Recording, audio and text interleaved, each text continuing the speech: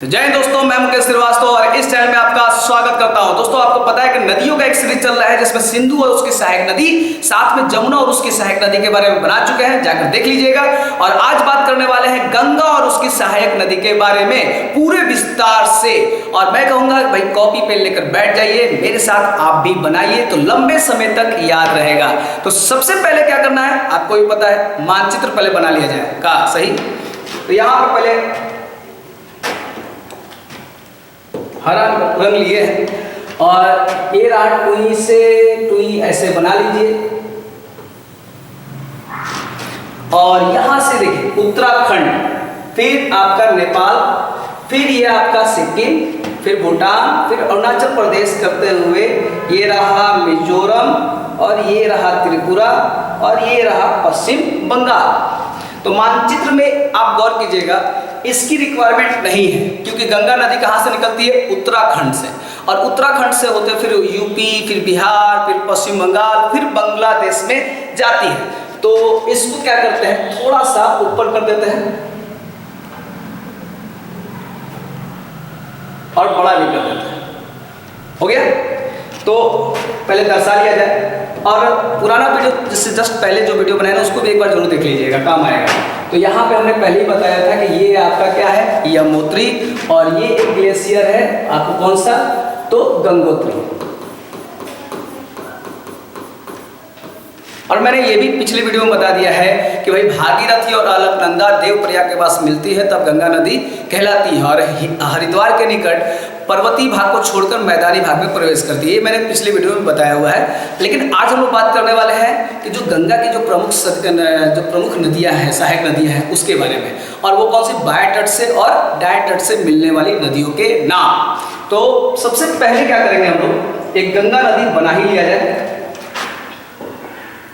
तो यहाँ से टुई करते हुए ऐसे ऐसे ऐसे ऐसे ऐसे और यहाँ तक रोक देते हैं, आप भी रोक दीजिए।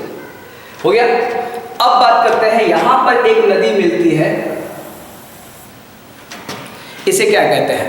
तो ये नदी है आपका गंगा नाम से ही है, तो उसका नाम आगे लगा लीजिएगा राम। तो क्या हो जाएगा, राम गंगा।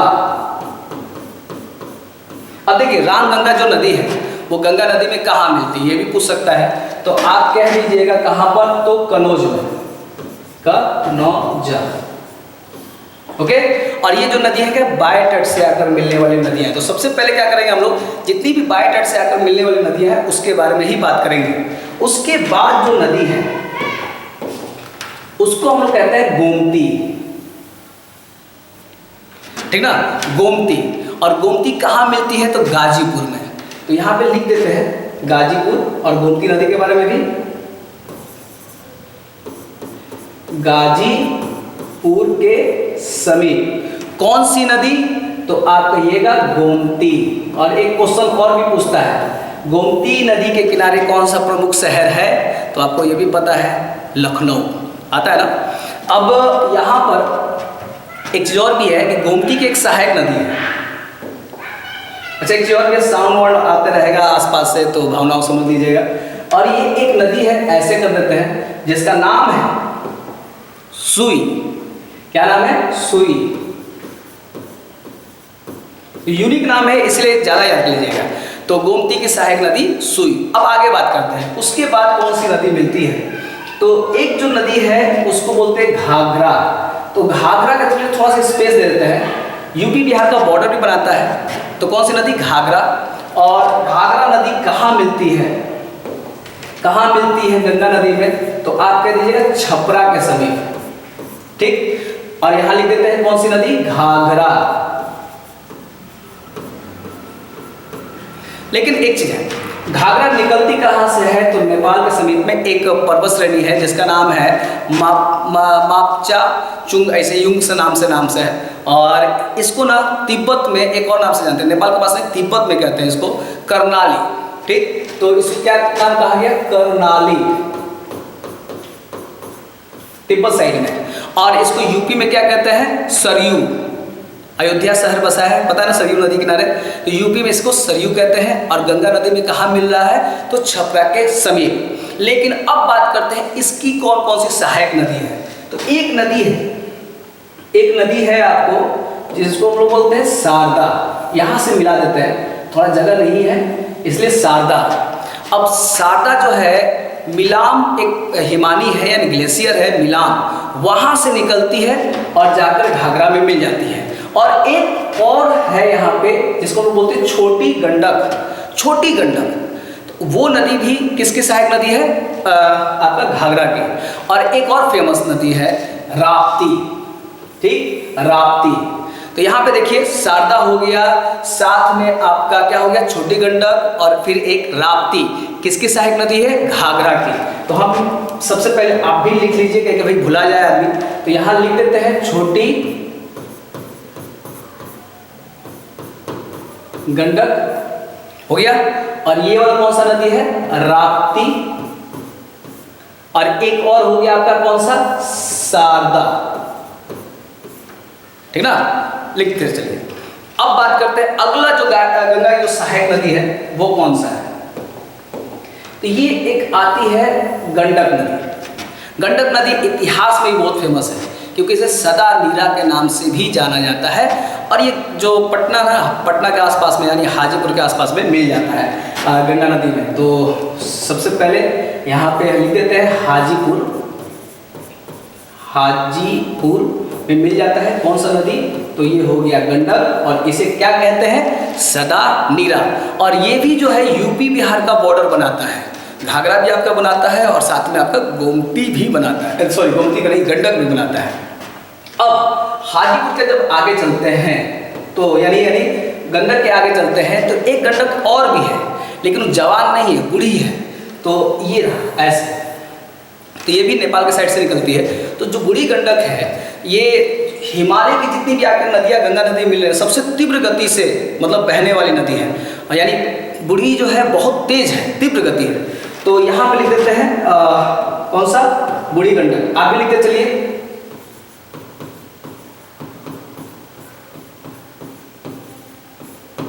दिख रहा है ना बूढ़ी गंडक। और इसकी भी एक सहायक नदी है जो आपका काठमांडू शहर बसा हुआ है उस नदी के किनारे, जिसका नाम पता क्या है? बागमती, ठीक है। बागमती ऐसे बिहार में आकर मिलता है, तो बिहार में ऐसे कर लीजिएगा बागमती, लिख लेते हैं।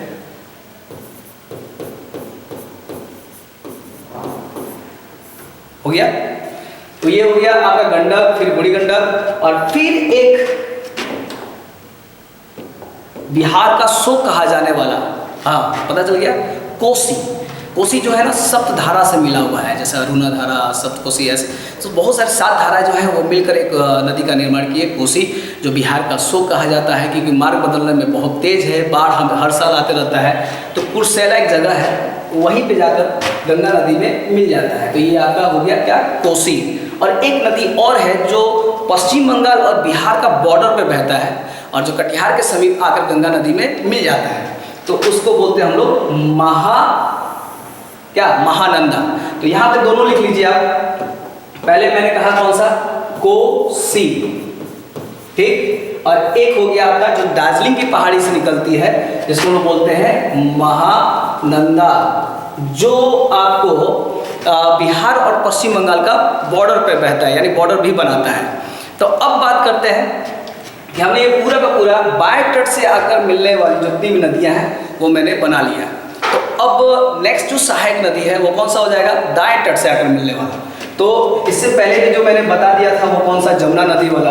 तो हमने कहा था ना इलाहाबाद के समीप एक नदी आकर मिलता है, ऊपर कर देते हैं ऐसे, और वो कौन सा है? तो यमुना है।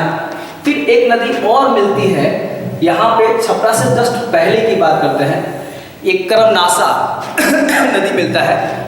करमनासा मतलब भोजपुर मतलब चौसा के आसपास गंगा नदी मिल जाता है। करमनासा एक ऐसी नदी है जिसे अपवित्र नदी कहा जाता है, यानी अशुभ नदी कहा जाता है। तो दोनों पहले लिख लिया जाए। यहाँ पे हो गया कौन सा? यमुना। और ये कौन सा हो गया? करमनासा। कहाँ मिला है? चौसा के पास, और सबसे अपवित्र नदी के नाम से भी जाना जाता है। और अब बात करते हैं एक नदी बहुत महत्वपूर्ण है, और वो है आपका जो मैकाल श्रेणी से निकलती है, यानी यहाँ एमपी साइड में एक मैकाल श्रेणी है और उसकी जो सबसे उच्च चोटी है अमरकंटक। तो अमरकंटक से एक नदी निकलती है यहाँ से, और वो सबसे दक्षिण, मतलब इधर से आपका जो बिहार में नदी मिलती है ना, वो सबसे महत्वपूर्ण में आता है दक्षिण बिहार वाले में। उसका नाम क्या है? सोन नदी। सोन नदी, सोन उस नदी पे बांध ही बनाया गया है जो डेहरी ऑन सोन में आपके बिहार में है। तो ये वाले पे लिख लिया जाए सोन नदी, और इसकी एक सहायक नदी है और फेमस है ये यहाँ पर, जिसको हम लोग कहते हैं रिहंद। नाम सुना है आपने? रिहंद, रिहंद बांध भी। और पता है रिहंद नदी के किनारे ही एक कृत्रिम झील है जिसको बोलते हैं गोविंद वल्लभ पंत। ठीक है, गोविंद वल्लभ पंत एक कृत्रिम झील है। कहीं कहीं किताबों में देता है कि सबसे बड़ा झील है कृत्रिम में, और ये यूपी और छत्तीसगढ़ के बॉर्डर पे है। ठीक है, यूपी और छत्तीसगढ़ के बॉर्डर पे है। किस नदी पर? तो रिहंद नदी पर। और रिहंद नदी किसकी सहायक नदी है? सोन नदी। और सोन नदी किसकी सहायक नदी है? गंगा नदी के। कहाँ मिल रहा है? तो पटना के आसपास। ठीक, अब और भी अगर बात करें तो बीपीएससी में एक क्वेश्चन आता है, एक नदी और है ऐसे, पुनपुन। जो पुनपुन आपका मतलब छोटा नागपुर के पठार से यानी पठारी क्षेत्र से निकलता है और जाकर फतुआ में, फतुआ के आसपास में गंगा नदी में मिल जाता है। ये बीपीएससी में पूछा भी था। फिर उसके बाद अगर दक्षिण से देखा जाए, जो कि एक थोड़ा और ले लेते हैं, यहाँ एक फल्गु नदी है जिसको निरंजना नदी के नाम से भी जाना जाता है, और हम लिख नहीं रहे अभी। फल्गु नदी का एक सहायक है, मोहना भी है। और ये जो ना गंगा जो बोध गया के पास जब जाता है तो कुछ छोटी छोटी धाराओं में बढ़ जाता है।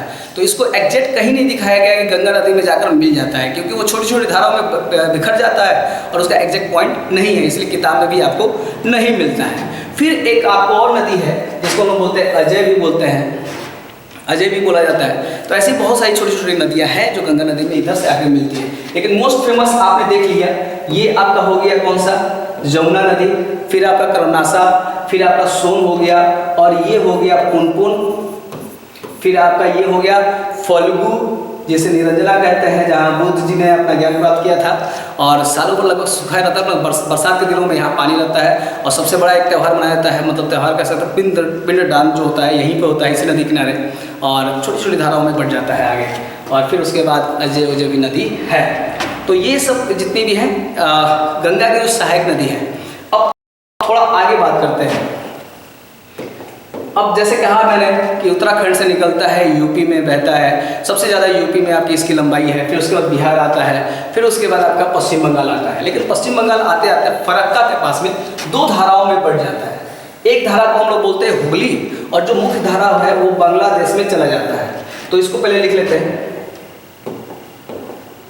फरक्का के समीप हुगली में, हुगली एक धारा निकल जाता है। जो कलकत्ता जो शहर है वो हुगली नदी के किनारे ही बसा है, वो पता है। और उसके बाद अगर हम बात करें कि यहाँ पर एक मुख्य धारा जो जाता है वो बांग्लादेश में चला जाता है, जिससे ना बांग्लादेश में इसको पद्मा के नाम से जाना जाता है। कौन सा? पद्मा। अब पद्मा जो नदी है आगे जैसे बहता है, तो यहाँ पर थोड़ा साउंड वर्ड आ रहा होगा, भलेगा नहीं, आप ऐसे देखिएगा, यहाँ से एक ब्रह्मपुत्र नदी आता है और अरुणाचल प्रदेश से होते हुए वो भी बांग्लादेश में प्रवेश कर जाता है। और जब बांग्लादेश में प्रवेश करता है ना, तो उसे जमुना के नाम से जाना जाता है, और गंगा को पद्मा के नाम से जाना जाता है। तो जब जमुना और पद्मा मिल जाता है, और उसमें एक और नदी मिल जाती है जिसे बोलते हैं मेघना नदी। तीन नदी हो गया ना, एक पद्मा हो गया जो गंगा हो गया, एक जमुना हो गया जिसको हम लोग बोलते हैं ब्रह्मपुत्र को, एक मेघना नदी भी छोटी सी नदी है वो जो मिल जाता है। और जब तीनों नदियाँ आपस में मिल जाती है, तब इनके संयुक्त धारा को ना नाम दिया गया है क्या? मेघना। ठीक है, मेघना। और मेघना जब है भाई, जो धारा है जब बंगाल की खाड़ी में गिरती है, तब एक बहुत बड़ा डेल्टा का निर्माण करती है जिसे सुंदरबन डेल्टा कहा जाता है। तो टोटल जो गंगा की लंबाई है 2525, कहीं किताब में देता है 2510, कहीं देता है 2505, उससे रहने दीजिए, लेकिन मोस्ट देता है 2525 किलोमीटर। और यह भारत की सबसे लंबी नदी है। तो आप जितना देख रहे हैं आप जरूर बताइएगा आपका विस्तार कैसा लगा, क्योंकि देखिए जब आप छोटा मोटा एग्जाम की तैयारी करते हैं तो बहुत कम बताया जाता है, और अगर आप बड़े एग्जाम की तैयारी करते हैं तो थोड़ा विस्तार से ही बताया जाता है। चलिए अब बात करते हैं ट्रिक के बारे में, यानी ट्रिक से भी आप गंगा की सहायक नदियों के बारे में याद कर सकते हैं। तो चलिए फिर नेक्स्ट देखते हैं। यहाँ पे एक पेज ले लेते हैं। अगर आपसे बोले गंगा की सहायक नदी बताएं, तो ये गंगा घर में, ठीक है, कैसे, घर में कैसे। तो यहाँ ना मेन में दिया गया है, ये जो दो नदी है आप जो देख रहे हैं, दो, पहला अक्षर और लास्ट वाला अक्षर, ये दाएं तट का हो जाएगा और ये जितने भी ऊपर वाले हैं वो बाएं तट के हो जाएंगे। अब कैसे, यहाँ देखिए, ग से आप कह सकते हैं ना गंडक, फिर ग से गोमती हो गया, घ से घाघरा, र से रामगंगा, ठीक, और ये हो जाएगा महानंदा, समझ में आया। और उसके बाद ये हो जाएगा कौन सा, कोसी। अब ये तो आपको पता चल चुका है ना, ये आपका क्या हो गया, सोन, सबसे लास्ट अक्षर, और ये वाला ये कैसे हो गया, यानी यमुना। तो ये आपका दाएं तट से आकर मिलने वाली है। तो एक ट्रिक से भी बहुत सारे सहायक नदी याद कर सकते हैं, लेकिन ये छोटे मोटे एग्जाम के लिए जो आप नॉर्मली जब भूलते हैं तब इस ट्रिक का ये उपयोग किया कीजिए, लेकिन कभी पढ़ा कीजिए ना तो प्रथमा विस्तार से पढ़ा कीजिए, ज़्यादा अच्छा रहता है। तो मिलते हैं नेक्स्ट वीडियो में, कैसा लगा जरूर बता दीजिएगा, अगर अच्छा लगा तो शेयर जरूर कीजिएगा, बताते हैं विद्या कसम। चलिए मजाक कर रहे हैं।